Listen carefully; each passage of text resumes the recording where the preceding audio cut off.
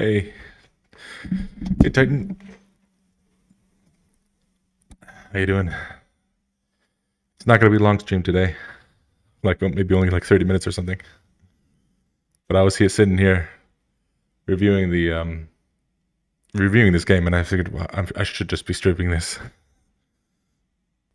I played a game today actually, just earlier. We can give people a chance to stop by and go over it. I just finished this game actually.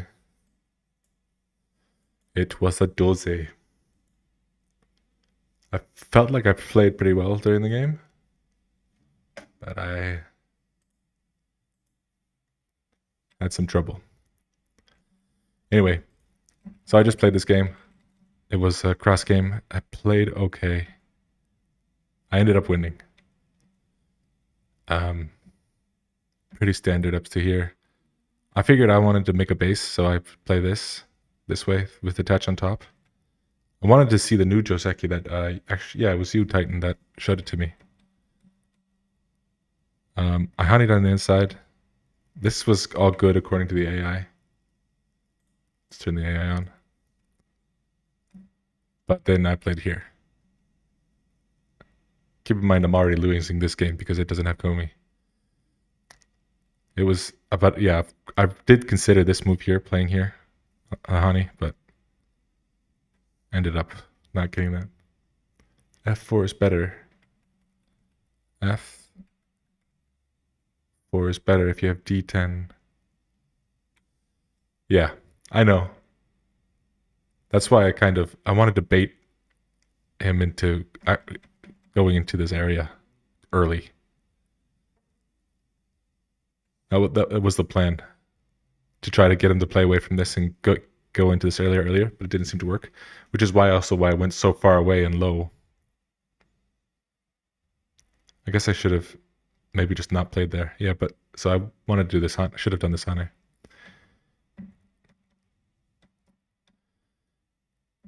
He tried being fancy breaking this. I just shoulder hit it, which was okay according to the AI. This is one of my favorite sequences to play. Just do the shoulder hit, jump away, let them do this, and then just play away after this. I just like doing it for some reason. This wasn't a great move. Anyway, let's get to the part that's actually interesting.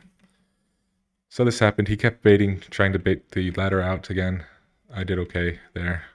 Starting to build this moyo area here. Honey at top. I expected this cut. I thought this was just forcing. Playing this next move here. Apparently it wasn't great.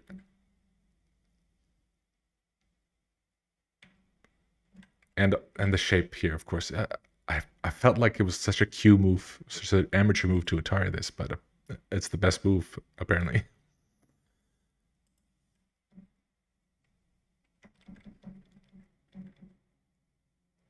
Atari, he tries to live here, and I'm not necessarily trying to kill this group. I'm just trying to build some strength over here, because now it looks like I need to keep this area to win.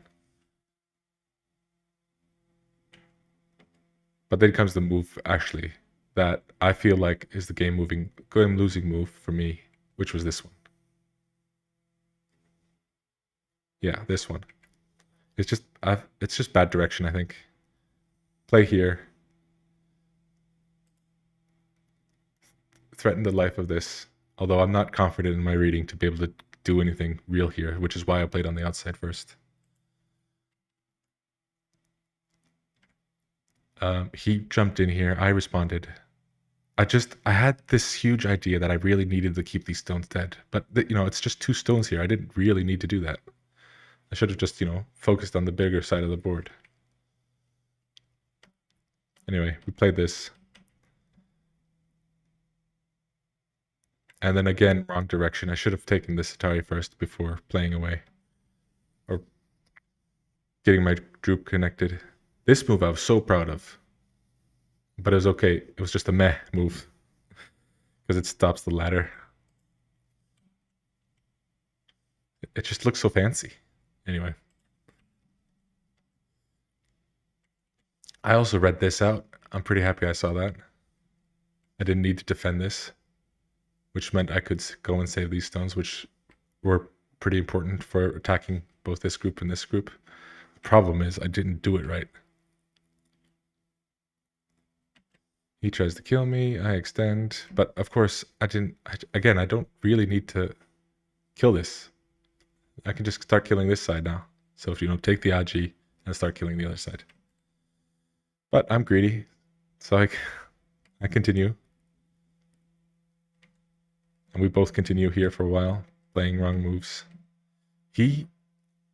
My opponent here was just, he's not great. His strengths were not in the life and death or using Aji area. And it became apparent, very obvious soon here, where I played this jump, which maybe is another candidate for the game-losing move, except I won this game. I should have read this wedge better. But of course, I play here, and then I was like, okay, what do I do? I'm doomed. What do I do if he plays here? And then for some reason, he plays this move, I take, and I'm like, okay, I've won this game. This game is mine. I've got it. And it turned out to be the case. We just continued to play. He tried to, live and make up some of the difference here. But there's really nothing else to go over. Anyway, I want to go over the Lee Changho, Shin Jinseo game. I can't pronounce anything Korean, but I know it's Seo, or I'm pretty sure it's Seo. Anyway, this happened like yesterday, didn't it? This game. This is the 47th Meijing quarterfinal, played on the 11th. Yeah, just yesterday. And I have heard of the SuperKo before, or the SuperKo, as people call it. Or I guess it's only known as the SuperKo rule.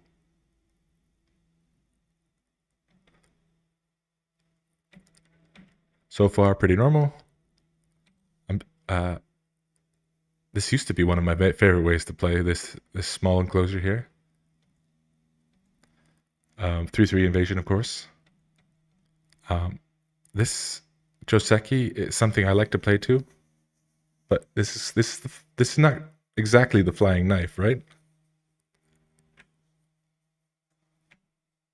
Or is it the flying knife? When he plays here and he pushes, it becomes the flying knife.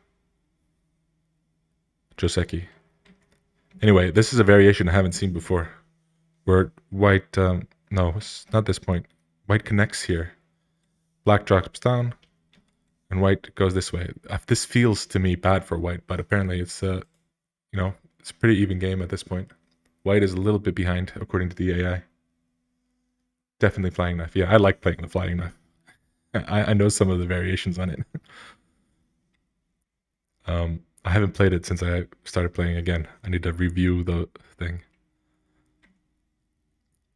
Yeah, this move here, this down here was all new to me. I haven't explored this variation much.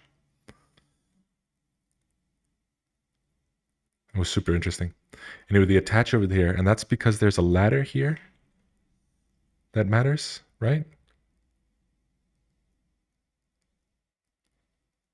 Let's see if I can figure out what that ladder is.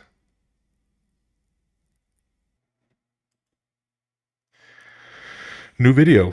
Hey, how you doing? New video. I'm working on it. The new video is supposed to be about variations. The reason it's taking so long is I'm trying to create a way to visualize the way reading works through video. So if anybody has seen like the old Deep Blue documentary, there's this one sequence in that where they show like variation and goes through a bunch of them. There's no way to really unless you go frame by frame to see what it goes. It goes really fast. I always thought that was so cool. I'm trying to create an effect in the editing software where it kind of looks like that.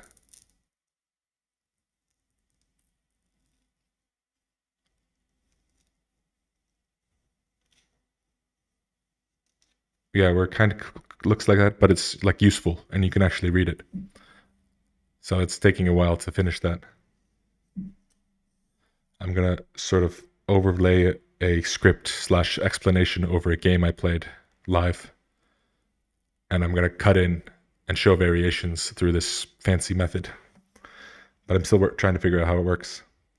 The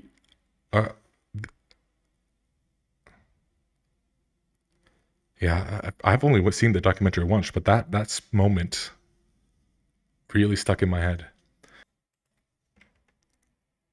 G4.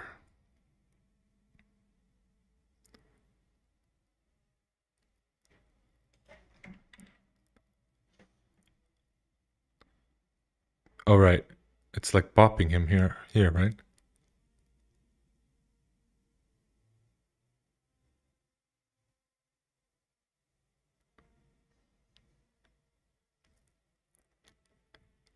Here, I'll post the review in the chat here. Octopods, if you want to. You should be able to do variations.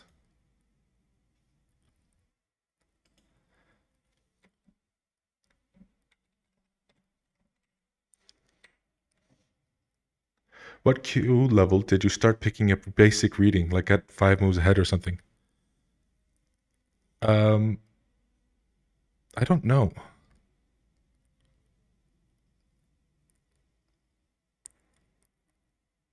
It's not really, it doesn't really work like that.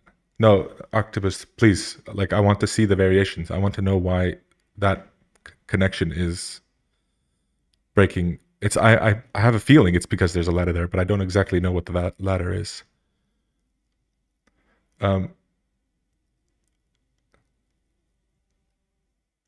Reading 5 moves ahead. Like there's no sort of general amount that I can read.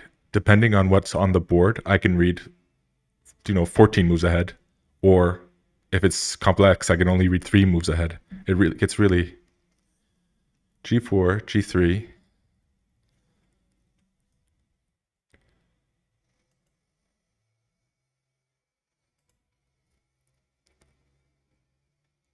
F3, G5. Okay, it's White's ladder. Then he needs to defend. Because otherwise this group down here is dead.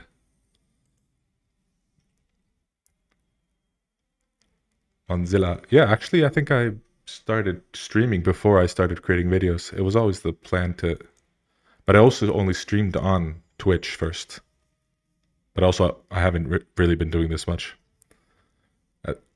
Thanks for liking my videos. I am 4Q right now on OGS. Let's go to the game. Vihane. This move is really cool here. have been looking at this variation, and this just kills the group. There's nothing White can do over here. But White, of course, gains an advantage on the other side. Turns, blocks. This is complex stuff, but I need to disable AI. It's distracting me.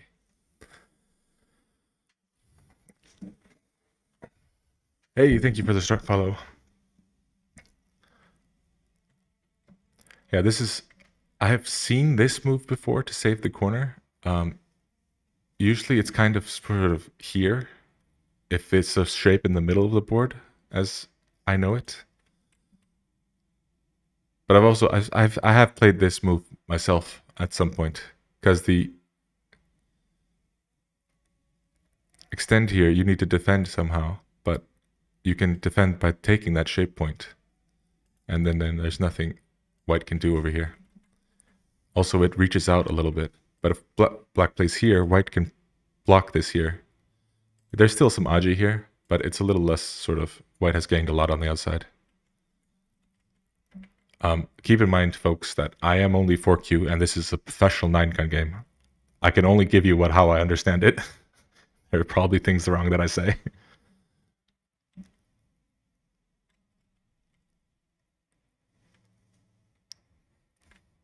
Yeah, so he kind of plays out a separate variation here where he... Actually, I'm going to turn on the desktop audio because is some clicking when I click. White takes here. This is the sort of move that I never know when to play. Like, I know to leave it, but what makes it so that this is the most important thing on the board right now? And the AI agrees. Of course, the pros know what they're doing, but I don't know what makes this the most important part of the board right now. And even white takes or Lee Changho takes. And also, this is another moment where it's super hard for me. This is apparently there's everything else is settled. Black just takes the biggest point of the board. There are two walls looking toward the middle here, so black just plays in between them.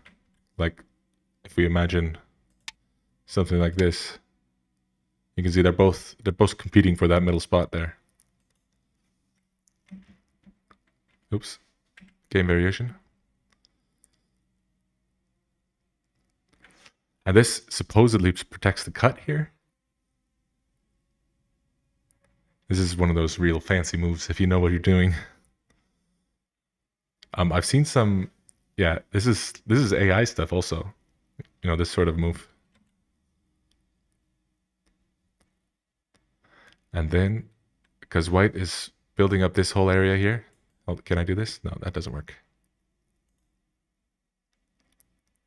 Pen tool. So white is threatening to build this area. There's no way that he gets to keep it all, but keeping half of this is a huge plus for white. So black decides to go in immediately to stop it from becoming anything. White decides to defend the top, and black shoulder hits. Apparently these 2 points are Mii, so if white goes here, black would go here or a bit further.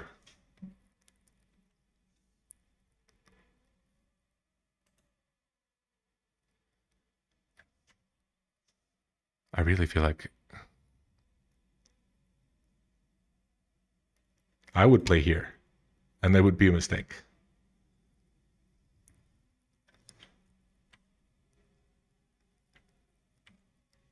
Yeah, it's apparently a 10 percentage point loss. How many points am I losing without a move?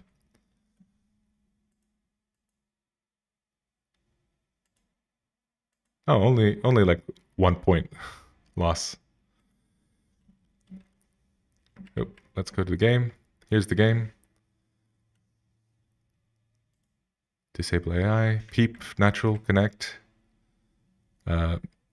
Lend that stones for strength for future fighting. Drop down. Kind of has to defend this area because that one stone is weak, and if black managed to get some shape down here, the whole attack becomes sort of pointless by white. Return the peep, but white wants to block, keeps himself strong. White extends out.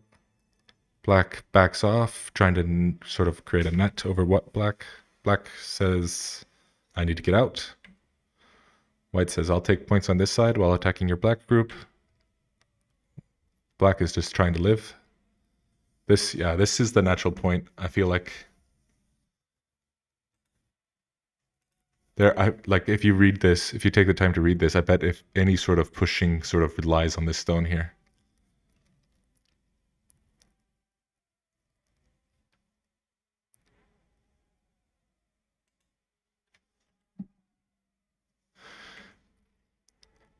Black connects. Black sort of maintains a solid connection, but he has no ice space, so he has to run. White blocks the main direction to run. This move is interesting to me. Let's look at the AI. AI wants white to play over here. Protect this, just keep this stuff down here. And black could still invade down here. But this is not necessarily a mistake, according to the AI. Oh, black just invades down there immediately.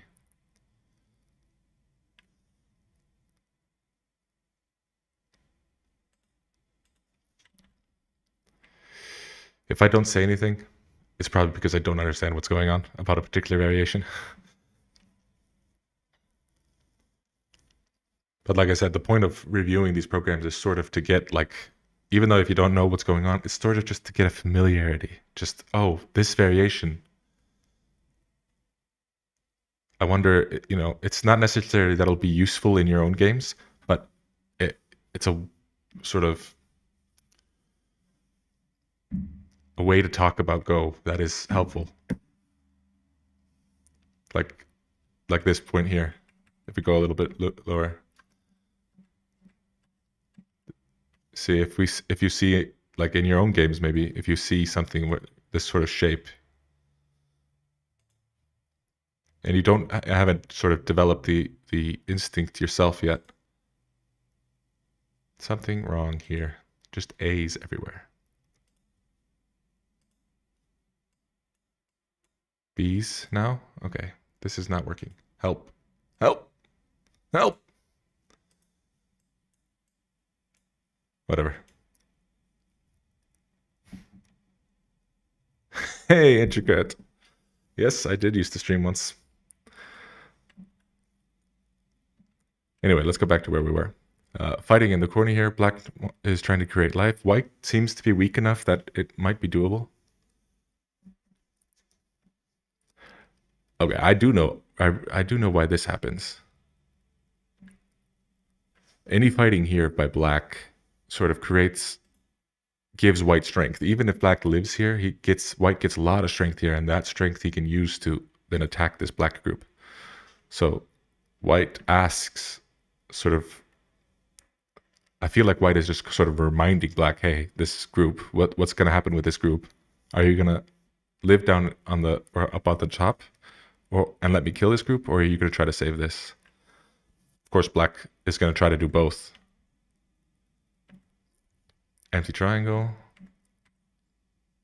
And then he even gets time to, so he gets the first move on the bottom, on the top as well. Oh, I'm in the wrong screen. Why did nobody say something?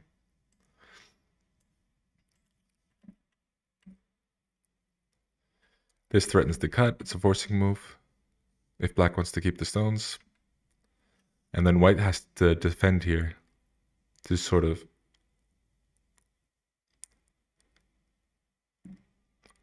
Like, I can't read this out, but I'm assuming that this is a defensive move.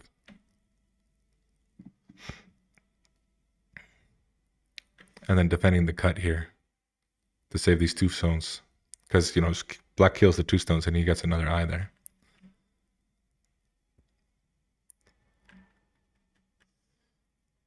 This takes one of the threatens to sort of attack black's group here, or white's group here.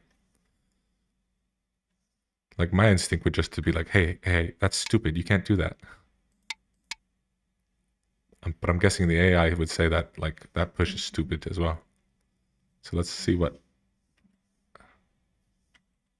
black says, or the AI says should be done here. Okay. Oh, that black just gives up that stone to gain some strength here. And this here is a potential eye, I guess. But don't take that yet, because first you need to get out. Because if you do play here, white can play here just to get rid of the eye in both places.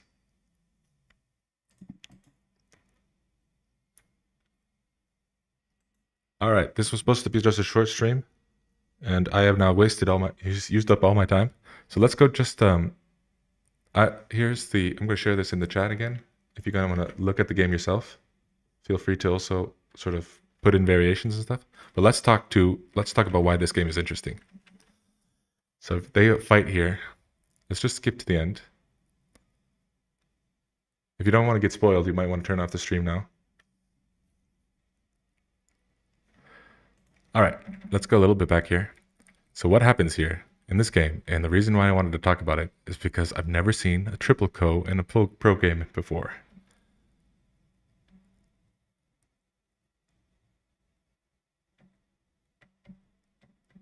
So the SuperKo forms earlier than this, but finally at the end here, they decide that the best move is to always take the ko. And so what happens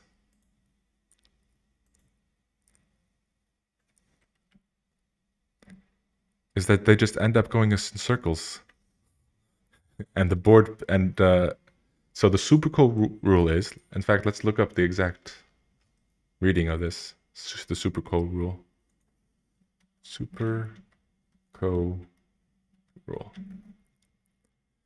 The SuperKo rule, also called the positional SuperKo rule, states that a repetition of any board position that has previously occurred is forbidden. This is the Ko rule used in most Chinese and US rule set, and apparently it's also used in the Chinese one, or the Korean one.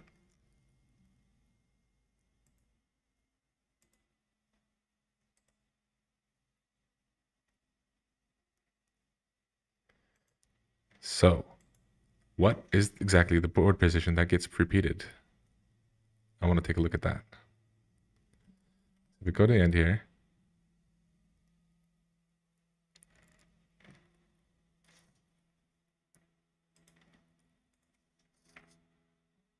and they just go in circles taking the Ko. If people are confused on what we're supposed to be looking at, it's up here. This Ko here, this Ko here, and this Ko here. They just go around and around and around.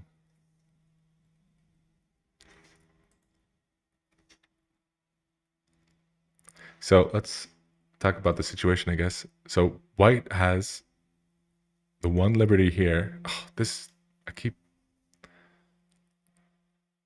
tool is weird. This is a professional stream, folks.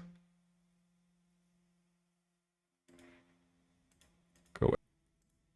Okay. We'll just use the pen tool. White has one liberty here. Black has a liberty here. And then this whole group here. All of this. Here, here, here, here, here, here, here, here, and these two stones.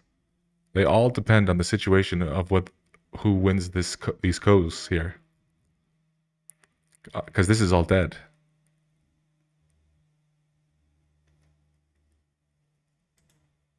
If we look at any sort of attempted eye, black might have an eye here, but that's in Gote. This is not an eye here because white has this stone and this stone. And then this is a false eye. False. Here is the second eye. These should be different colors. So let's do blue for eye, potential eye, potential eye. And then we'll do white, black for this is false eye, this is a false eye. And then, this is a false eye. But if black tries to take, create the eye here, white can just run this stone out and vice versa. Black tries to take the eye here and white just ruins this side. So both players have to hey, God King Cthulhu, hi, I'm back. The fun thing here, the AI says that black is winning. And looking at this board, I would prefer to be playing white, I think.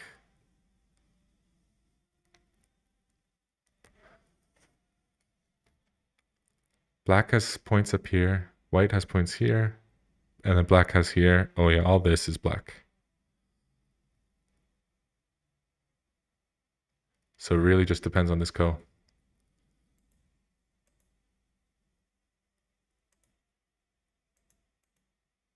Takes, and then that's a draw. It's a repeat of the position. So let's 3 moves ago. I'm confused. I guess maybe the SGF I have doesn't show or people just stopped playing when they realized that the position would be repeated.